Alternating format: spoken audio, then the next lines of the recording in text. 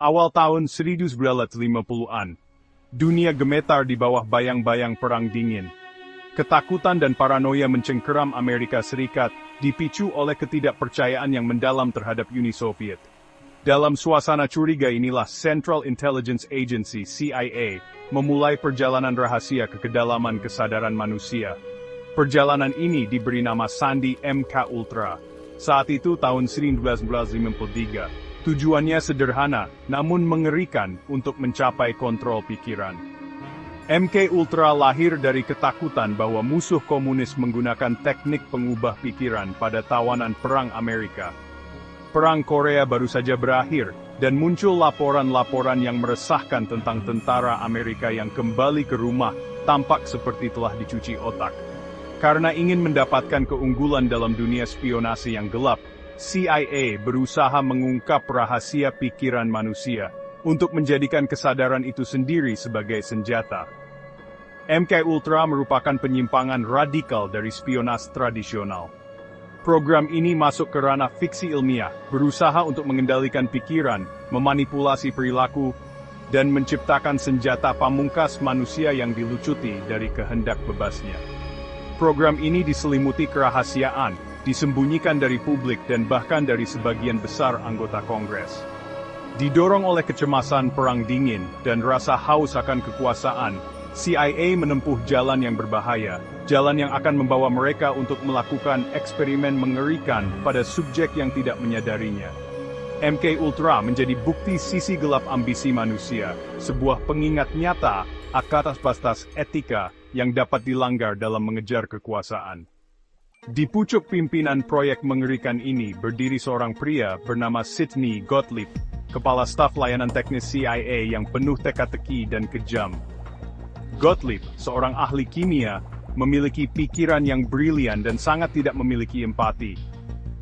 Dia melihat manusia hanya sebagai pion dalam permainan catur yang besar. Pikiran mereka siap untuk dimanipulasi. Di bawah arahan Gottlieb, MK Ultra mengumpulkan jaringan ilmuwan, dokter, dan profesional lainnya, yang banyak di antaranya tidak menyadari sifat sebenarnya dari pekerjaan mereka. Mereka direkrut dari universitas, rumah sakit, dan lembaga penelitian bergengsi di seluruh negeri, terpikat oleh dana yang besar dan janji penelitian yang inovatif. Salah satu tokoh tersebut adalah Dr. Donald Ewen Cameron, seorang psikiater terkemuka yang melakukan eksperimen di Allen Memorial Institute di Montreal, Kanada. Cameron, seorang tokoh yang disegani di bidangnya, menggunakan terapi kejut listrik, LSD, dan metode lain untuk menghapus ingatan pasiennya dan membangun kembali kepribadian mereka. Karyanya, yang didanai oleh CIA, meninggalkan jejak kehidupan yang hancur dan kerusakan psikologis yang tidak dapat diperbaiki. Orang-orang di balik MK Ultra didorong oleh perpaduan yang kompleks antara ambisi, patriotisme, dan keyakinan yang berbahaya pada kebenaran mereka sendiri. Mereka melihat diri mereka sebagai pejuang dalam perang rahasia, dibenarkan dalam tindakan mereka oleh ancaman komunisme. Tetapi dalam pengejaran mereka akan kendali, mereka melewati batas dari ilmuwan menjadi penyiksa, mengorbankan kesejahteraan banyak orang di altar keamanan nasional. Metode yang digunakan oleh MK Ultra sama beragamnya dengan gangguannya. Inti dari program ini adalah pencarian tanpa henti untuk mengungkap rahasia kesadaran manusia, untuk menemukan kunci menuju ruang suci batin pikiran. Dan CIA bersedia menjelajahi jalan apapun, tidak peduli seberapa tidak etis atau tidak manusiawinya. Salah satu paling terkenal di gudang senjata MK Ultra adalah LSD. Obat halusinogen yang kuat ini, ditemukan pada tahun 1943, memiliki kemampuan untuk mengubah persepsi, mendistorsi kenyataan, dan melepaskan pikiran bawah sadar. CIA melihat dalam LSD potensi untuk mengendalikan pikiran, cara untuk menghancurkan perlawanan individu dan membentuknya menjadi aset yang patuh. Subjek, banyak di antaranya adalah peserta yang tidak menyadarinya, diberi LSD dalam berbagai pengaturan. Beberapa diberikan obat di rumah sakit atau fasilitas penelitian, sementara yang lain diberi dosis tanpa sepengetahuan mereka di pesta, bar, atau bahkan pangkalan militer.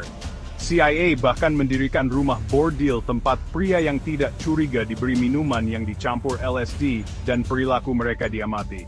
Di luar LSD, MK Ultra menjelajahi berbagai macam teknik pengubah pikiran, terapi kejut listrik, hipnosis, deprivasi sensorik, dan bahkan deprivasi tidur, semuanya digunakan dalam upaya untuk memecahkan kode kesadaran manusia. Subjek menjadi sasaran suhu ekstrem, diinterogasi tanpa henti, dan dibombardir dengan lampu yang berkedip dan suara-suara yang tidak menyenangkan, semuanya atas nama menemukan cara untuk mengendalikan pikiran manusia.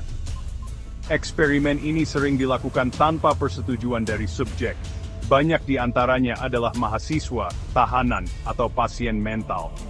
Tindakan CIA merupakan pelanggaran berat terhadap hak asasi manusia. Pengkhianatan terhadap prinsip-prinsip yang mereka klaim untuk dipertahankan. Warisan MK Ultra adalah noda hitam dalam sejarah Amerika. Pengejaran program yang tak henti-hentinya untuk mengendalikan pikiran meninggalkan jejak kehidupan yang hancur. Banyak orang menderita trauma psikologis yang berkepanjangan sebagai akibat dari keterlibatan mereka dalam eksperimen MK Ultra. Banyak subjek muncul dari program dengan masalah kesehatan mental yang parah, termasuk kecemasan, depresi, paranoia, dan bahkan psikosis yang parah. Beberapa diganggu oleh kilas balik dan mimpi buruk, dihantui oleh ingatan akan cobaan berat mereka. Yang lain beralih ke narkoba atau alkohol untuk menghilangkan rasa sakit, tidak dapat mengatasi bekas luka psikologis yang mereka bawa. Pelanggaran etika MK Ultra sangat mengejutkan. Pengabaian terang-terangan program ini terhadap kehidupan dan martabat manusia mengejutkan bangsa itu, ketika akhirnya terungkap pada tahun 1970-an. CIA telah melakukan eksperimen pada warga negara yang tidak menyadarinya, termasuk wanita hamil, anak-anak, dan bahkan karyawan mereka sendiri. Pengungkapan tentang M Ultra memicu kemarahan yang meluas dan menyebabkan sidang dan penyelidikan Kongres. Tetapi sejauh mana kerusakan program tetap tidak diketahui sampai hari ini. Banyak catatan MK Ultra dihancurkan oleh CIA dalam upaya untuk menutupi kejahatan mereka. MK Ultra berfungsi sebagai pengingat yang mengerikan tentang bahaya kekuasaan yang tidak terkendali dan pentingnya batasan etika dalam penelitian ilmiah. Ini adalah kisah peringatan tentang sisi gelap sifat manusia dan sejauh mana pemerintah akan bertindak atas nama keamanan nasional.